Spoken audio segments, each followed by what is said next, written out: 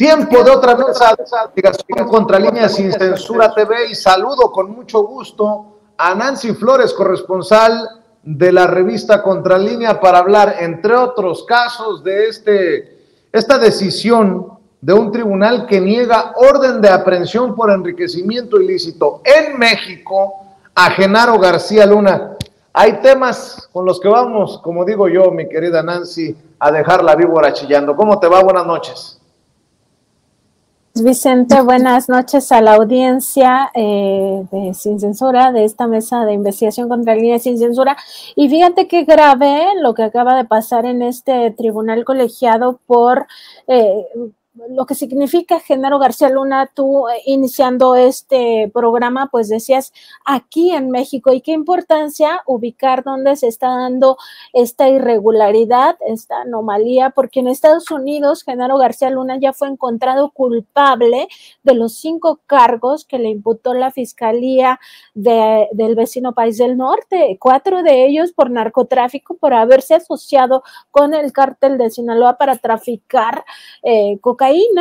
Y en México pues se niegan las órdenes de aprehensión. Sus principales colaboradores van a trabajar a la Suprema Corte de Justicia de la Nación y al Consejo de la Judicatura Federal por órdenes de Norma Piña, y en este caso específico que denunció el día de ayer la Fiscalía General de la República, pues se trata de este primer tribunal colegiado de apelación en materia penal del primer circuito que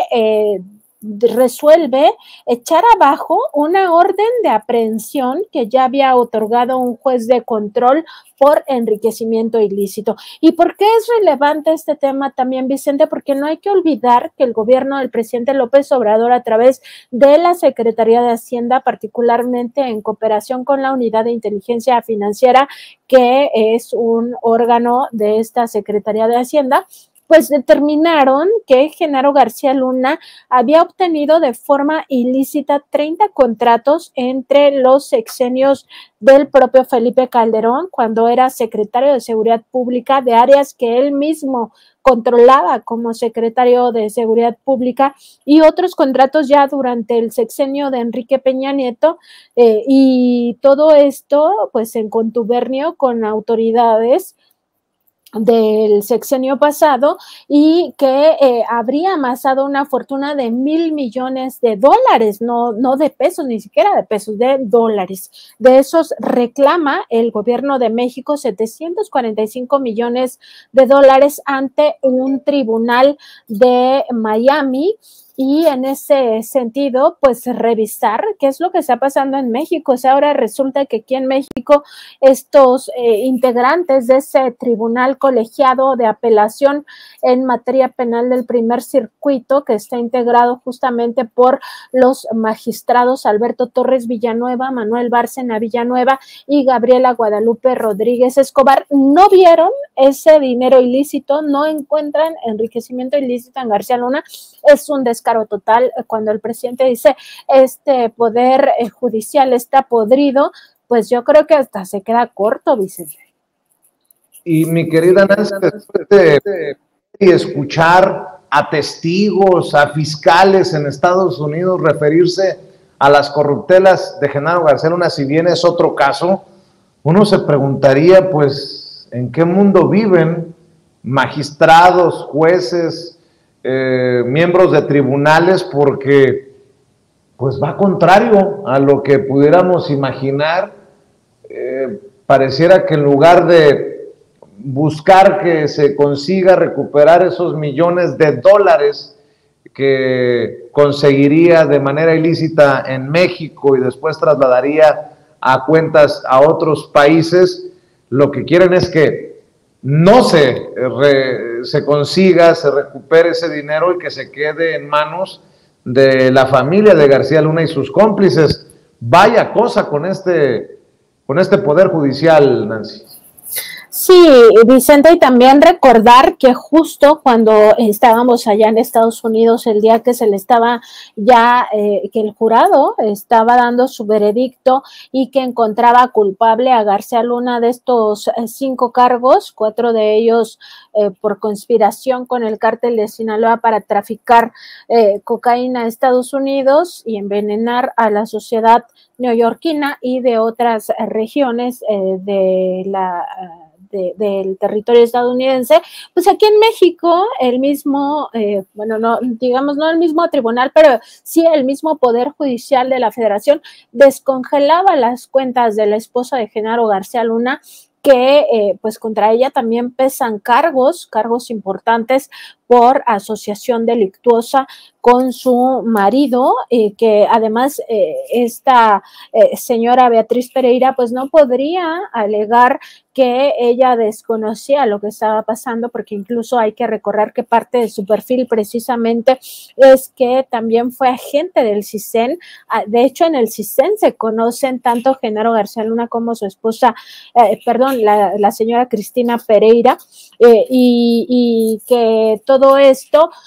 pues parecía que a ojos del Poder Judicial Federal no tiene ningún valor. O sea, tan solo revisar que 2 colaboradores cercanos a Genaro García Luna ahora son brazos derechos en la Suprema Corte de Justicia de la Nación, concretamente con Norma Piña, y en el Consejo de la Judicatura Federal nuevamente con Norma Piña, pues eso nos dice demasiado. Nos dice que estos personajes están aliados, que forman parte de una alianza de carácter presuntamente delincuencial, porque Norma Piña, en vez de jalarle las orejas desde el Consejo de la Judicatura a estos jueces y magistrados, o desde la Corte a otros ministros que benefician a presuntos delincuentes, lo que está haciendo es permitiendo justamente esta pues puerta giratoria en la cual los criminales quedan en libertad. Ya lo hemos visto, criminales del crimen organizado y del cuello blanco, y en el caso de García Luna, pues claramente beneficiando a alguien que ya se puede decir se asoció con el cártel de Sinaloa, porque ya fue juzgado en Estados Unidos, fue encontrado culpable por un jurado y el veredicto ha sido ese, de culpabilidad, de que se asoció con el cártel de Sinaloa. Y en México aquí no ven nada. O sea, ¿de qué se trata, Vicente, cuando el propio gobierno federal, a través de sus áreas financieras, pues está reclamando estos 745 millones de dólares ante una corte de Florida, y que aquí en México pues simplemente se diga a partir de este tribunal, estos magistrados, pues que no existe ninguna evidencia de eso? La verdad es que es absolutamente indignante. Pues fíjate, me preocupa, pensando en esta decisión que toma el tribunal de levantarle la orden de aprehensión, de quitarle de encima la orden de aprehensión a Genaro García Luna por enriquecimiento ilícito. Si bien las circunstancias y los casos son diferentes, pues no vaya a ser que ahora que se traigan a Andrés Roemer, que lo extraditen de Israel a México, entre otras cosas, las finanzas de Andrés Roemer, por investigaciones que ustedes han presentado en Contralínea, están en tela de juicio. No vaya a ser que le tengamos que ofrecer hasta disculpas. Es que, ¿qué sigue? Que Genaro García Luna termine sin cargo alguno en nuestro país cuando está hasta el cuello en Estados Unidos es de vergüenza, vergüenza internacional, estas decisiones que están tomando en el Poder Judicial. Obviamente esa es mi opinión, Nancy. Pues pareciera que sí, Vicente, que ese es el camino que va a continuar en el Poder Judicial Federal, que van a dejar sin ninguna, o por lo menos con muy pocos cargos judicializados en México. Y como bien dices, para vergüenza de nuestro país, pero no solo para vergüenza. ¿Qué pasa cuando estos presuntos delincuentes, o en el caso de García Luna, que ya se le encuentra culpable de ser socio del crimen organizado, particularmente el cártel de Sinaloa? ¿Qué sucede sucede cuando quedan en la calle, pues que siguen delinquiendo, siguen lastimando a la sociedad, al pueblo, a las comunidades. Estos criminales no van a cambiar porque se les dio impunidad, al contrario, la impunidad les permite actuar digamos, en contra de la propia sociedad, porque sus actividades son antisociales. Entonces, justamente eso, que cuando opera esta puerta giratoria, lo que se permite no solo es impunidad, sino sobre todo que se perpetúe la criminalidad. Por eso, cuando la gente exige justicia, es justicia no solo que se encarcele a los responsables, sino que se repare el daño primero a las víctimas directas y después al resto de la sociedad. Todo el tejido social fue lastimado por Genaro García Luna cuando estuvo al frente de la guerra contra el narcotráfico en el sexenio de Felipe Calderón, un sexenio de muerte donde se generaron miles y miles de muertos, también desaparecidos forzosamente, toda la tragedia humanitaria de los desplazados por violencia, el tema de los torturados, etcétera. Todos estos crímenes de lesa humanidad que no han encontrado justicia, pues lo que ocurre es que después pueden repetirse porque no hay una autoridad judicial que frene ese camino, que dé una lección a esos delincuentes para que esto nunca más ocurra, o que lo piensen dos veces. En cambio, si tienes impunidad, pues, ¿qué te va a importar? O sea, si sigues en la calle, pues puedes seguir robando, puedes seguir lastimando a la sociedad y no pasa nada. O sea, el Poder Judicial está pintado, pero no solo pintado, está corrompido. Entonces, me parece a mí que ya es muy claro, Vicente, que la sociedad lo tendría que tener ya demasiado clarificado, que urge el plan C, urge tener mayoría calificada en la Cámara de Diputados, en la Cámara de Senadores, para que se haga una refundación del Poder Judicial y que se democratice, que sea el pueblo el que cometa los errores si es que no es asertivo a la hora de elegir los perfiles, pero que ya sea nuestra culpa, o sea, que sea nuestra responsabilidad y que tengamos oportunidad de decir, a ver, si no me gusta tu trabajo, si yo no estoy contento con tu trabajo, entonces te remuevo del cargo y busco a alguien más y te pongo ahí como ministro de la Corte o como magistrado o magistrada o como juez o jueza, pero que no continúen por este mismo camino que ya vimos que no es el camino correcto, el camino de justicia, el camino que esperaríamos como pueblo, como nación, una nación que viene muy lastimada por la criminalidad, tantos años de delincuencia organizada, pero también de delincuencia de cuello blanco, todo el latrocinio que se ha cometido sistemáticamente, pues es obvio que sigue impune porque estos mismos aparatos, como la Suprema Corte, como el Consejo de la Judicatura, como los tribunales, como los juzgados, pues forman parte de esa misma estructura de poder corrupto y corruptor y corrompido. Entonces, me parece a mí que ya el camino es que se vayan a su casa, porque aquí no han hecho justicia, porque lo único que han hecho es revictimizar al pueblo de México, y en el caso de Genaro García Luna, pues no solo es que se le tendría que emitir esta orden de aprehensión, sino buscar su extradición a México y que sea aquí donde pague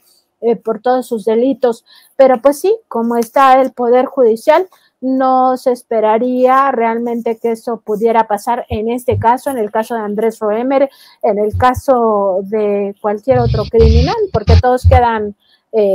afuera, Vicente. Así es, mi querida Nancy, y aunque pareciera esto que te voy a comentar que es una buena entre tantas malas desde el Poder Judicial, yo pregunto, si el presidente Andrés Manuel López Obrador no lo hubiera exhibido en la mañanera, hoy podríamos decir que la Suprema Corte de Justicia de la Nación ha destrabado ya la distribución de libros de texto gratuitos en Chihuahua.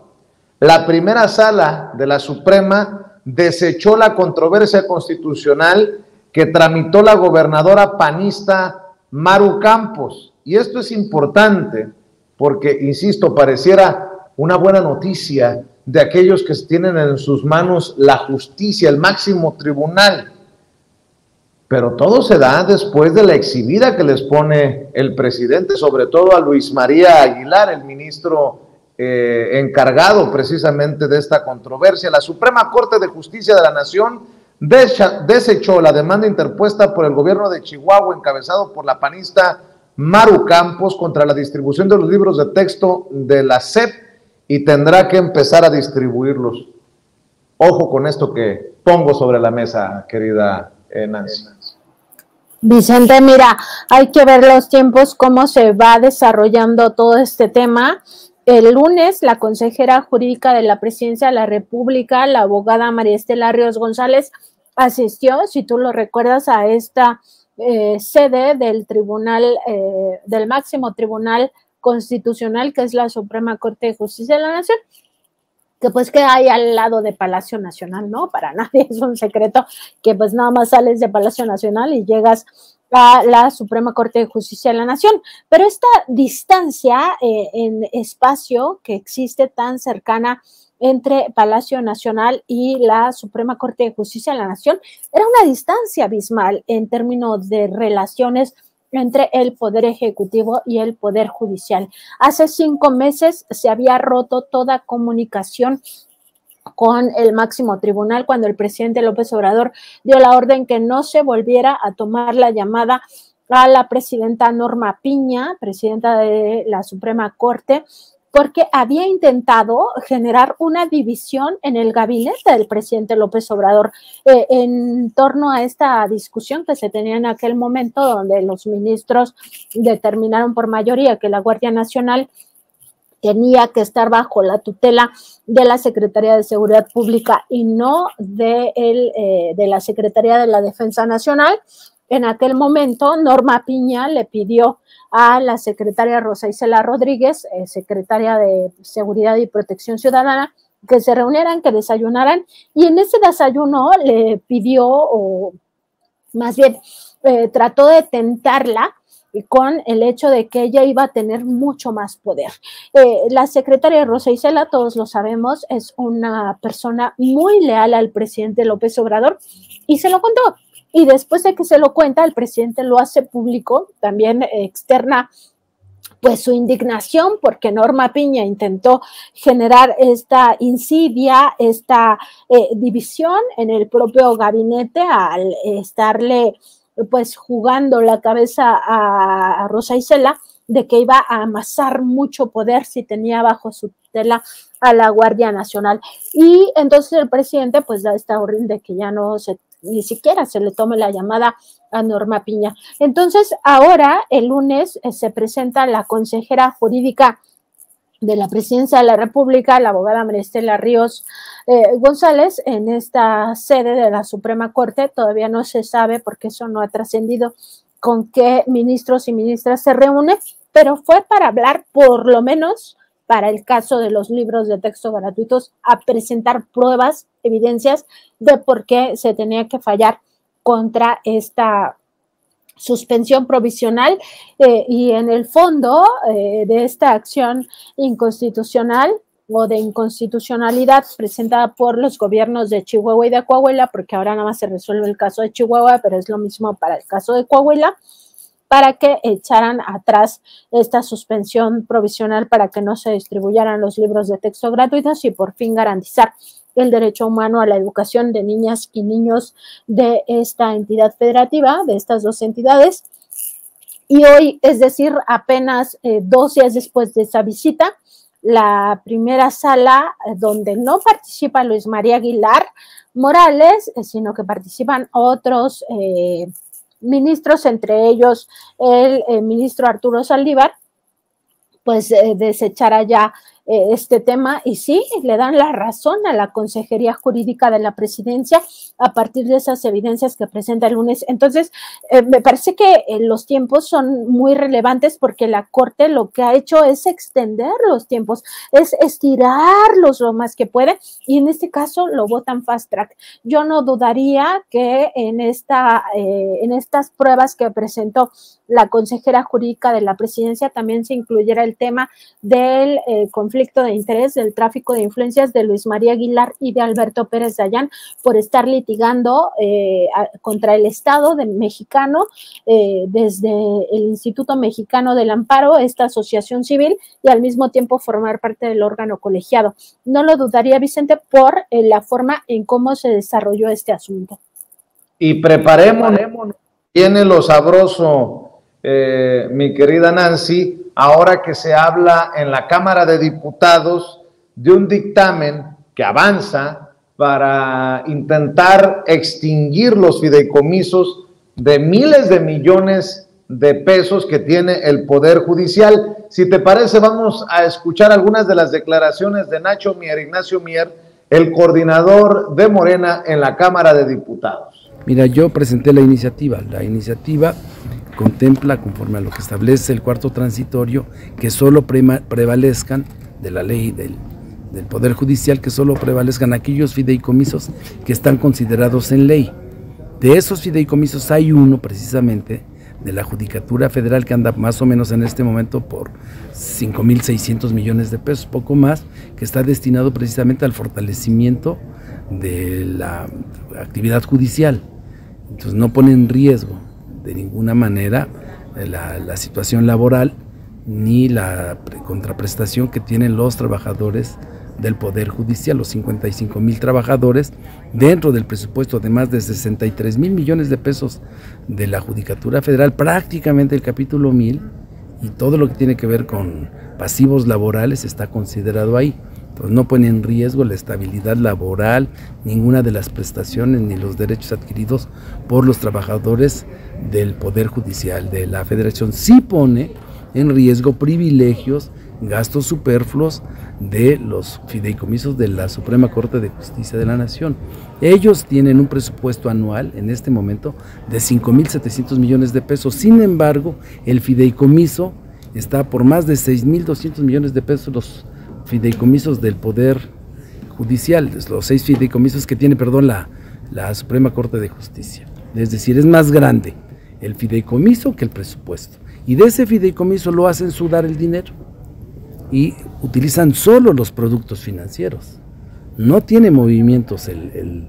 capital, el principal. Están viviendo de los intereses, y esos intereses son más o menos cercanos a los 1.800 millones de pesos anuales, y por lo que hace al del Poder, al de la Suprema Corte, son intereses que andan por arriba de los 800 millones de pesos. Sí, iba a sesionar el día jueves, la convocaron la Junta Directiva, parece que sesiona mañana la Junta Directiva de la Comisión de Presupuesto, para que se apruebe el orden del día y en su caso circule el proyecto de dictamen. No es la que yo presenté de reforma al artículo cuarto transitorio que establece los fideicomisos, y que en ley solo está establecido uno.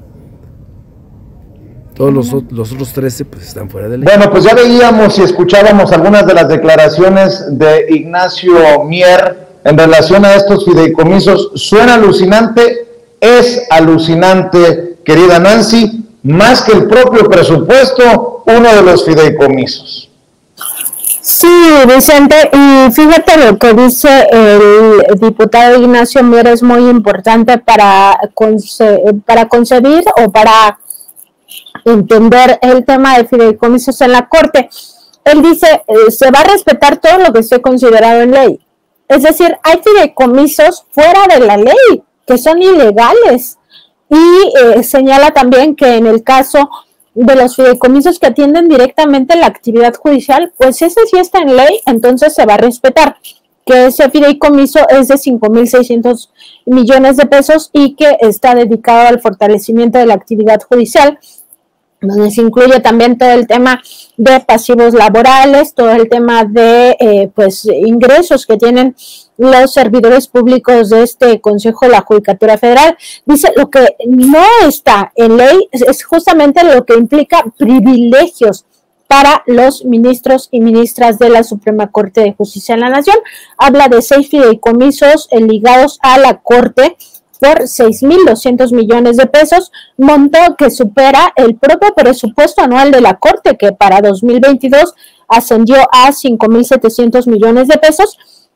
Y también señala que hacen sudar los fideicomisos con este lenguaje pues más coloquial, ¿no? ¿Qué significaría hacer sudar un fideicomiso? Pues que en realidad tú solo lo que haces es estar especulando con el dinero para obtener más rendimiento, y solo ese rendimiento, es decir, son las ganancias que genera el propio dinero al estarse moviendo en el sistema financiero, es lo que están utilizando, es decir, los productos financieros, y que en este caso serían por 800 millones de pesos. Es decir, están fuera de la ley, están especulando con ese dinero que es dinero del pueblo de México, y solo se están gastando los productos financieros, que son por alrededor de 800 millones de pesos, lo que significaría que ellos no necesitan esos 6.200 millones de pesos que sí necesita el pueblo de México para becas, para los apoyos a adultos mayores, para todo el tema de restablecer o restaurar el sistema sanitario, para tener dinero para otras funciones de gobernanza, todo el tema del agua, que haya agua para todos, en fin, carreteras, tanta infraestructura que se requiere en el país, y los ministros de la Corte tienen este dinero en fideicomisos que ni siquiera necesitan, que no ocupan, porque está demostrado que solo se gastan los rendimientos financieros, y además se los gastan en lo que dice el propio Ignacio Mier, en privilegios, en lujos, en todo este derroche de dinero público al que están acostumbrados, porque hay que recordar que uno de sus fideicomisos, por ejemplo, les paga la remodelación de sus casas, todo el mobiliario de sus casas particulares, a pesar de que ellos ganan 700,000 pesos mensuales, pues ni siquiera gastan si quieren pintar alguna pared en su casa, o quitar las cortinas, cambiarlas, o persianas, o no sé qué utilicen, pues con tanto dinero seguramente serán cosas muy opulentas, pues que lo pague con dinero del pueblo es lo que opera actualmente, y por supuesto que eso es lo que ya no se debe permitir. O sea, el pueblo no tiene por qué pagarle los lujos y dispendios, además, a ministros y ministras que actúan contra el propio pueblo, o sea, que están lastimando a la sociedad, Vicente. Fíjate que ayer leía en X, en Twitter, a Hamlet Almaguer, el diputado federal de Morena, que escribía: listo el proyecto de dictamen para extinguir los fideicomisos multimillonarios del Poder Judicial Federal controlados por la Suprema Corte y el Consejo de la Judicatura Federal. Los recursos regresarían a la Tesorería de la Federación para disponer de ellos en beneficio del pueblo, y leí el documento en esta Comisión de Presupuesto y Cuenta Pública, este dictamen en sentido positivo de la Comisión de Presupuesto y Cuenta Pública relativo a la iniciativa con proyecto de decreto que adiciona los párrafos segundo, tercero, cuarto y quinto al artículo cuarto transitorio del decreto por el que se expide la Ley Orgánica del Poder Judicial de la Federación y la Ley de Carrera Judicial del Poder Judicial de la Federación. Se reforman, adicionan y derogan diversas disposiciones de la Ley Federal de los Trabajadores al Servicio del Estado, reglamentaria del apartado B del artículo 123 constitucional de la Ley Federal de Defensoría Pública, de la Ley de Amparo, reglamentaria de los artículos 103 y 107 de la Constitución Política de los Estados Unidos Mexicanos, de la Ley Reglamentaria de las fracciones primera y segunda del artículo 105 de la Constitución Política de los Estados Unidos Mexicanos y del Código Federal de Procedimientos Civiles, publicado en el Diario Oficial de la Federación el 7 de junio de 2021. A la Comisión de Presupuesto y Cuenta Pública de la Cámara de Diputados del Honorable Congreso de la Unión le fue turnada para su estudio y dictamen la iniciativa con proyecto de decreto que adiciona los párrafos segundo, tercero, cuarto y quinto al artículo cuarto transitorio del decreto por el que se expide la Ley Orgánica del Poder Judicial de la Federación y la Ley de Carrera Judicial del Poder Judicial de la Federación. O sea, en otras palabras, esto va en serio, querida Nancy, y no se queda solamente en el eslogan político que se escuchaba de recorte a la Corte, cuando se envió precisamente este presupuesto con el que amagaba Norma Piña de que si no se lo aprobaban, no se podía garantizar una transición del poder pacífica en el 2024, algo que hemos conversado una y otra vez en esta mesa de investigación contra Línea Sin Censura TV, y esto, pues hay que anticipar, llevará a un choque de trenes y de frente entre aquellos que defienden al Poder Judicial con lo que está ocurriendo, las zancadillas que pretenden meterle al gobierno de la Cuarta Transformación y la mayoría legislativa, Nancy.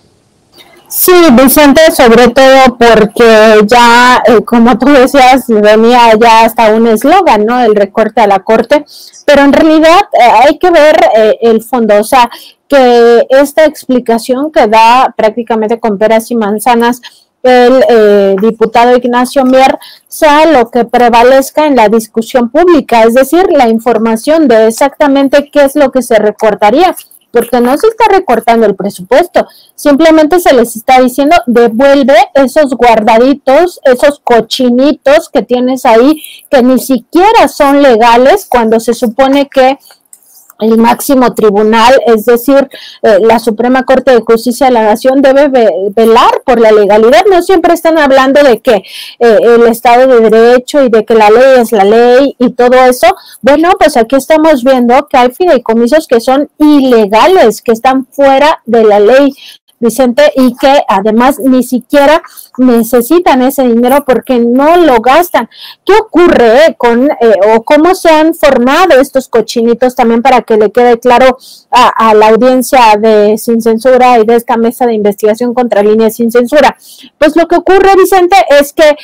las instituciones que no quieren hacer justamente un ajuste a sus presupuestos para la austeridad, sí generan lo que ellos denominan economías entre comillas, es decir, piden un presupuesto específico para ciertas cosas y al final no se lo gastan todo. Entonces, esas economías, en vez de devolverlas a la Tesorería de la Federación, las mandan a los fideicomisos. Y esto era una práctica común también en el Ejecutivo, en el Legislativo, y ya no se diga en el Poder Judicial, que aún prevalece. Entonces, en vez de retornarlas a la Tesorería de la Federación, las mandaban a estos fideicomisos y con ello garantizaban que no se les quitaran estos montos, no se les recortaran en el siguiente presupuesto. Porque si tú no te gastas el dinero que pides, significa que no lo necesitas. Entonces, al siguiente presupuesto te entregan menos porque tú devolviste a la Tesorería de la Federación. Entonces era un doble truco porque en realidad no necesitaban ese dinero, lo guardan en una especie de alcancía opaca que nadie le pide cuentas porque está llena de candados, el secreto fiduciario es uno de ellos y toda la opacidad porque ese dinero ya no está etiquetado. Ya te lo puedes gastar como sea y además al margen de la ley de contrataciones públicas, ya nadie te obliga ni siquiera a licitar porque das dinero de un fideicomiso. Entonces, ¿qué sucede en este caso? Pues que le dicen, a ver, todo ese guardadito ilegal que hiciste, devuélvelo. O sea, ni siquiera se está tocando el presupuesto. Al menos en lo que yo he escuchado al diputado Ignacio Mier, es no darles más dinero del que tuvieron este año o darles un poquito más por el tema de elecciones, pero no darles todo lo que piden, pero además decirles, ese guardado ilegal que tienes, devuélvelo a la Tesorería de la Federación, porque la gente lo necesita, tú no lo necesitas porque históricamente no te lo has gastado y lo único que te gastas son los intereses. Entonces, me parece que queda bastante clarificado ya el tema de los recortes en la Suprema Corte, Vicente. Pues Nancy, vamos del tribunal que niega orden de aprehensión contra García Luna, los fideicomisos de la Suprema Corte de Justicia de la Nación en el Poder Judicial, vamos al INE. ni a cuál irle. En el INE ordenan eliminar la postdata de la conferencia matutina de la mañanera del presidente Andrés Manuel López Obrador por ser bajo la apariencia del buen derecho de naturaleza electoral. Me lleva la que me trajo, decía mi nana, que en paz descanse, y leo lo que publican precisamente desde el INE. La Comisión de Quejas y Denuncias del Instituto Nacional Electoral, que preside la consejera Claudia Zavala, que es, vamos a decirlo con todas sus letras, por sus acciones anti 4T, resolvió por unanimidad de votos 4 medidas cautelares por la posible comisión de diversas infracciones a fin de preservar los principios de imparcialidad y neutralidad en la contienda del actual proceso electoral. Y precisamente sobre esto, la presidencia deberá difundir expresamente de forma visual y auditiva el mensaje ordenado anteriormente por la Comisión de Quejas. Pero lo quieren, así como ellos dicen, sin la postdata, que es obviamente una de esas movidas provocadoras del presidente Andrés Manuel López Obrador, que ha hecho enojar precisamente a los consejeros miembros de esta Comisión de Quejas y Denuncias del Instituto Nacional Electoral. Nancy, pues con un talante censurador, y que ha llevado incluso a la esposa del presidente, a Beatriz Gutiérrez Müller, también a pronunciarse sobre este tema. La doctora Beatriz Gutiérrez Müller escribió en las redes sociales hoy: el INE no cambia. Cuando afirmo que la democracia somos todos, quiere decir que todos tenemos libertad de expresión, de réplica, de información. El gran censurador no quiere que te informes y formes con la conferencia de prensa del presidente. Es nuestro derecho constitucional saber qué hace el gobierno y enterarnos, y el titular del Ejecutivo goza también del derecho a replicar. ¿En qué país vivimos que la réplica es solo para los informadores? Atentamente, ciudadana que conoce la Constitución. Hashtag no soy ente, escribe en redes Beatriz Gutiérrez Müller, querida Nancy. Pues, Vicente, es que, mira, los seres humanos tenemos derechos, están establecidos en el derecho internacional de los derechos humanos, pero también en nuestra Carta Magna. Esos derechos humanos, pues nadie nos los puede quitar. O sea, nosotros ya nacemos, al nacer ya traemos esos derechos humanos, y entre ellos están los del derecho a la información, el derecho a la libre expresión, el derecho a la libre opinión, el derecho a la réplica, todo esto que conforma el derecho humano a saber. Y sin duda es un talante censurador, como tú lo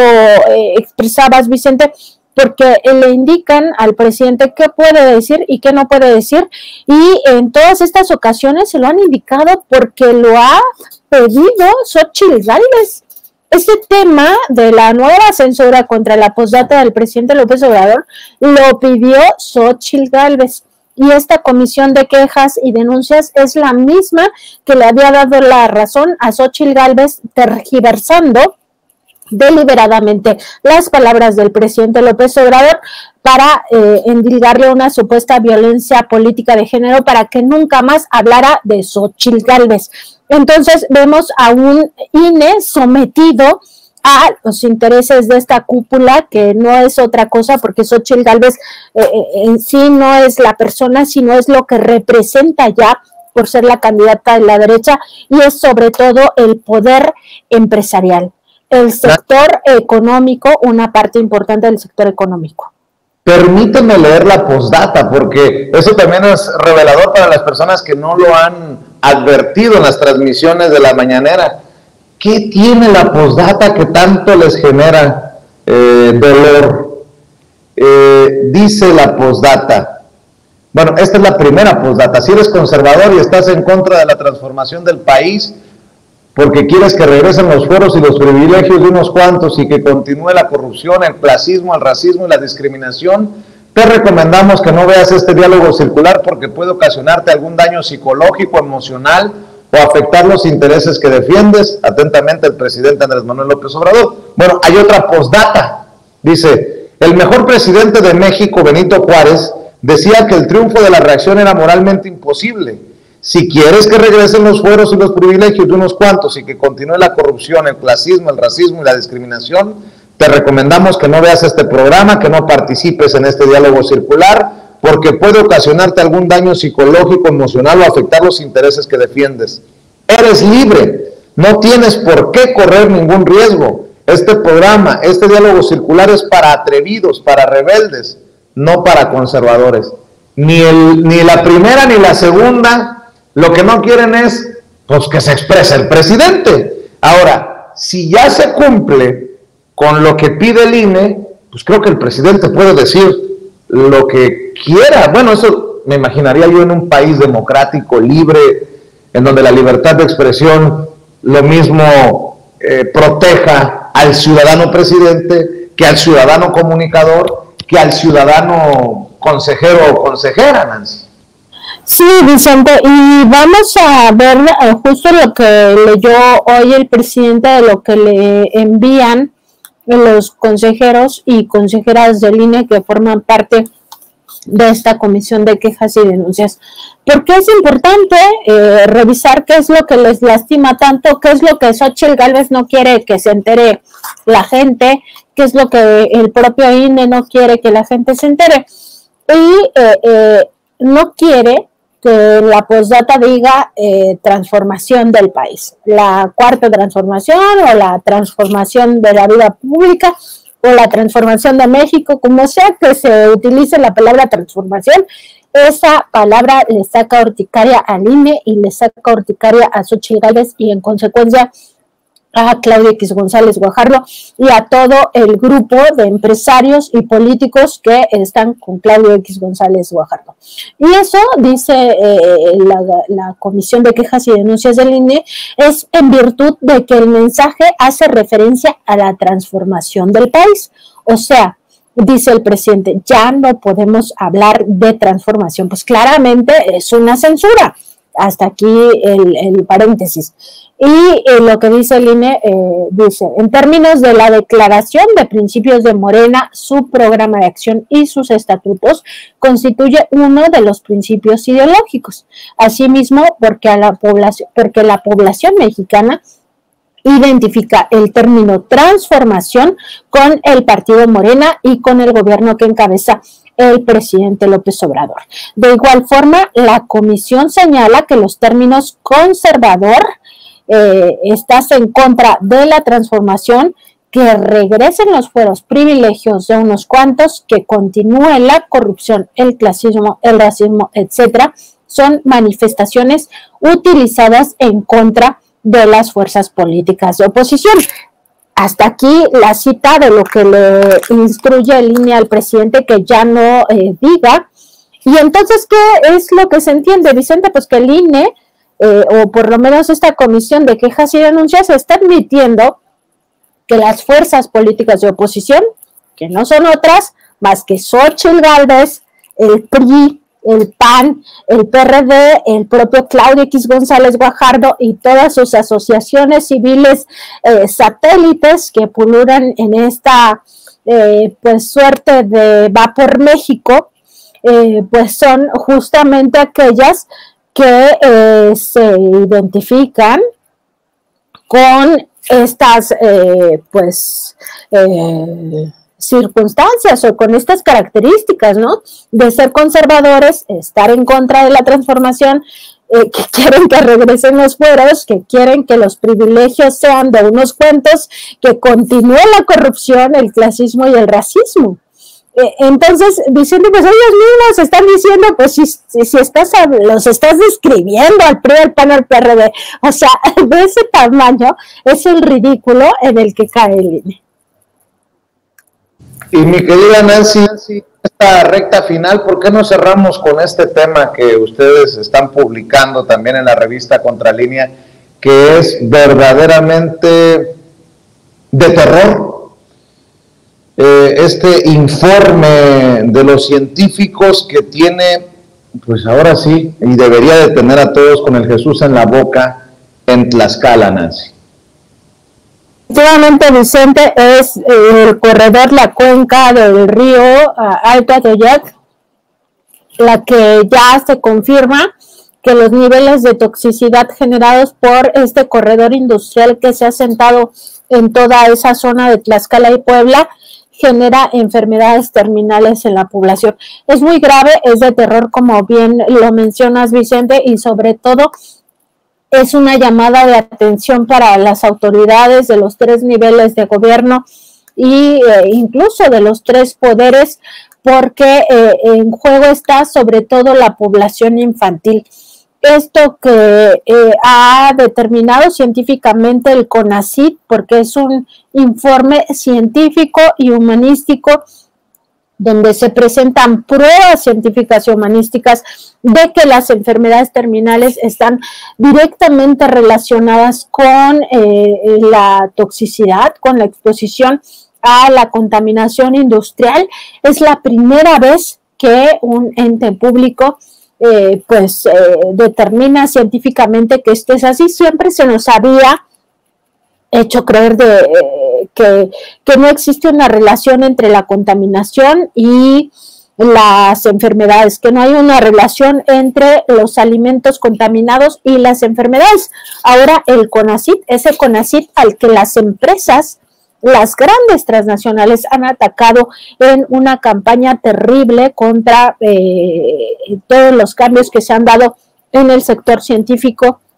y de las humanidades. Ya lo habíamos hablado incluso cuando presentamos la entrevista con la doctora Álvarez Bullá. Vicente, tú seguramente te recuerdas de cómo ella nos contaba que eran transnacionales encabezadas por Kimberly Clark que estaban atacando todos los cambios al interior del CONACYT. Pues ahora se entiende por qué, porque son esas mismas transnacionales, son esas mismas industrias altamente contaminantes las que están enfermando a la sociedad, pero sobre todo a niñas y a niños. Este primer informe estratégico para la comprensión de la problemática socioambiental de la región de emergencia sanitaria y ambiental de la cuenca del Alto Atoyac, que es la que presenta el CONACYT en conjunto con la Secretaría de Salud Federal,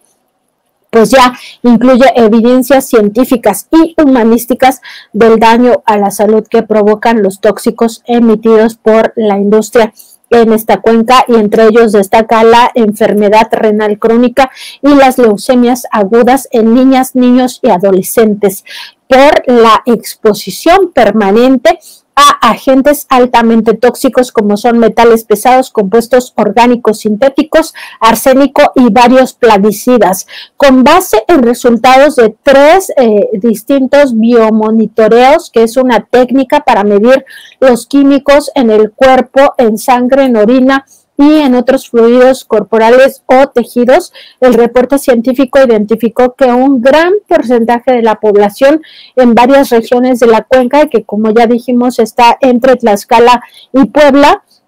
presentan tóxicos en sus cuerpos. Vicente, esto es terrible, como plomo, arsénico, cromo y varios plaguicidas, también cadmio y bifenilos policlorados,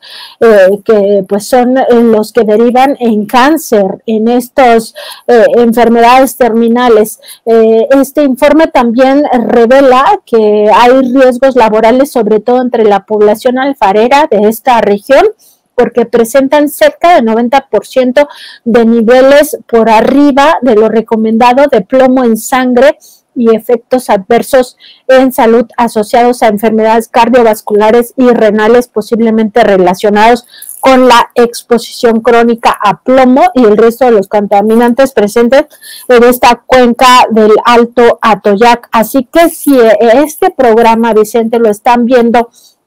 personas que viven en esta región, personas que hasta ahora no han tenido quizá ninguna sintomatología de estas enfermedades, sería importante que se acerquen a la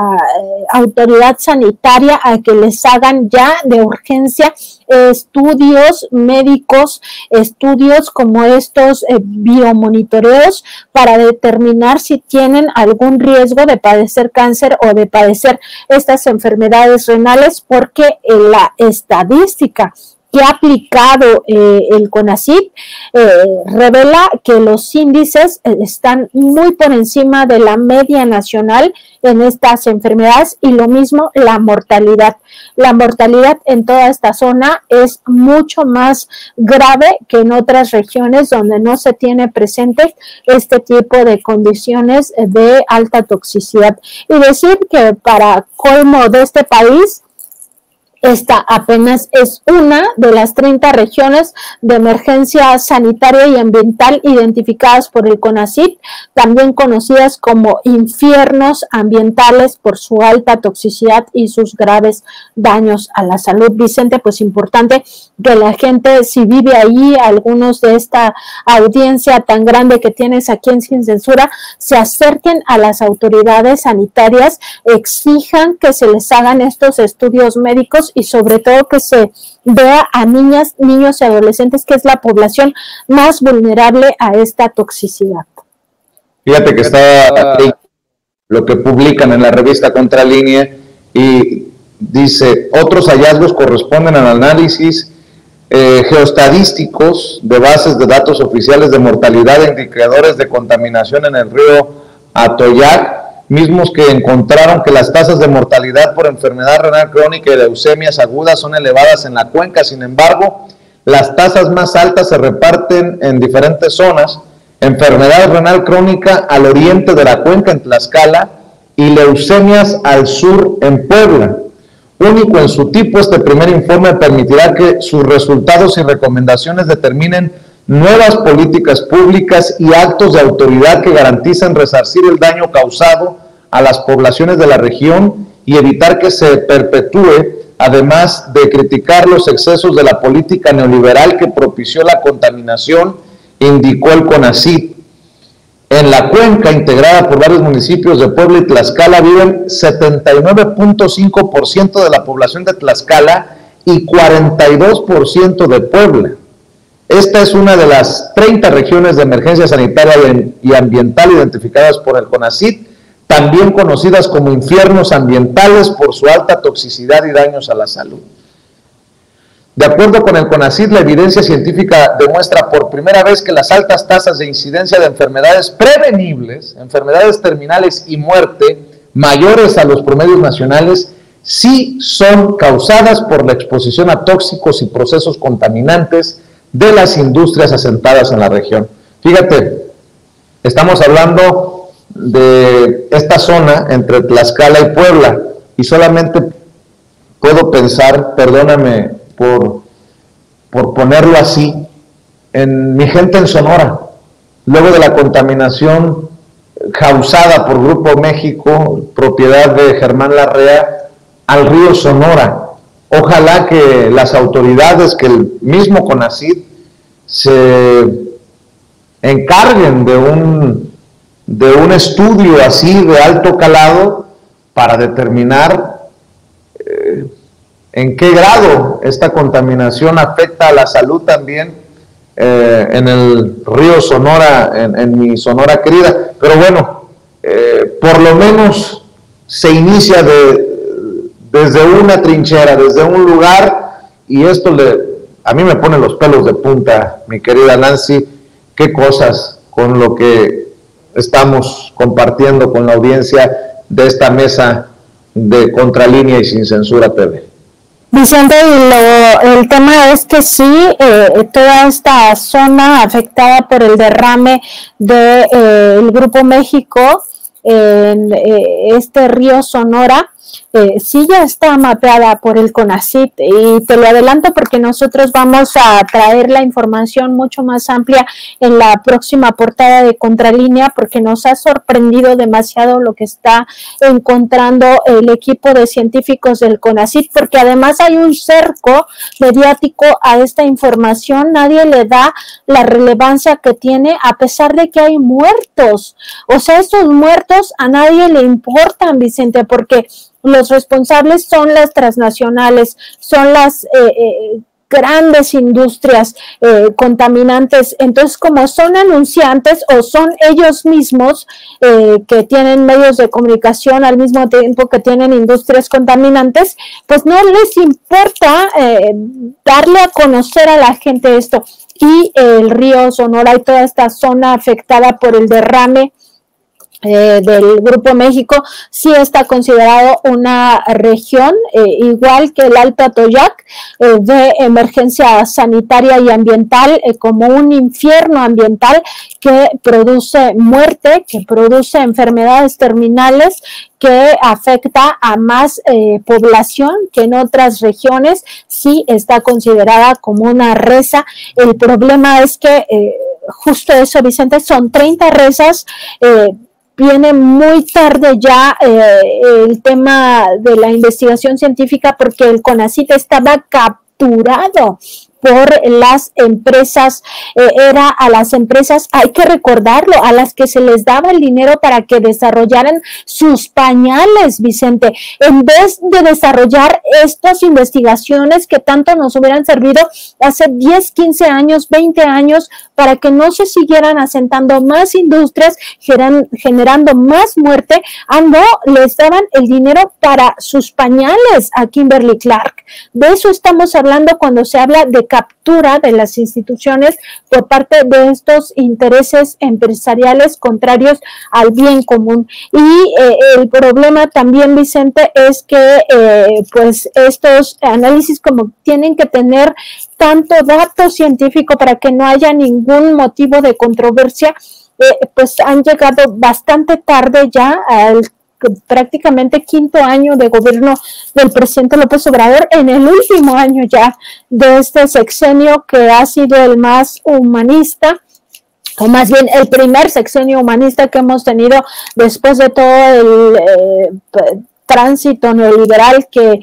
sufrimos durante esos sexenios, desde Miguel de la Madrid hasta el propio Peña Nieto. Pues por eso vamos tarde también a las soluciones, y se empieza con el Alto Atoyac porque es una situación todavía peor que el resto. O sea, ahí está todavía peor, pero no significa que en los otros lugares no esté muriendo la gente, significa que hay un poco menos de mortandad, y ese criterio de emergencia de lo muy grave es lo que lleva a generar este primer plan integral de atención al Alto Atoyac, pero no significa que los otros 30 o que los otros 29 no requieran la atención. Lo que pasa es que hay que empezar, aunque sea por uno, y lamentablemente pues no se puede hacer en los 30 que ya están mapeados, que están localizados y que pues generan esta mortandad. La verdad es que es muy indignante esta circunstancia, es muy indignante que los científicos no se les haya escuchado, que se les haya cerrado las puertas, que el CONACYT no hubiera sido ese ente que necesitamos y que haya sido hasta ahora, y además tan atacado el CONACYT. Un día sí, al otro también les endilgan cualquier cantidad de mentiras, y pues esto se explica primero porque ya ese dinero público no se les entrega a estas empresas, pero segundo, porque está pisando demasiados callos, Vicente, a la hora de revisar que son las industrias las responsables de estas, y junto con las autoridades, violaciones graves a derechos humanos, porque estamos hablando de una violación al derecho a la vida, al derecho a la salud, al derecho al medio ambiente sano, al derecho al agua limpia, al derecho a estar, digamos, en vivo. Entonces, justamente se trata de eso, Vicente, y vamos a pues continuar investigando acerca de este tema, cuáles son las otras 30 rezas de urgente atención y también todo el tema que tiene que ver con el tema de los científicos, de la evidencia científica que se está dando para pues ya que las autoridades sanitarias no tengan ningún problema. Claro. Mi querida Nancy, cerremos esta mesa de investigación Contralínea Sin Censura TV con la invitación de siempre para que los apoyen en las trincheras y en los esfuerzos que realizan.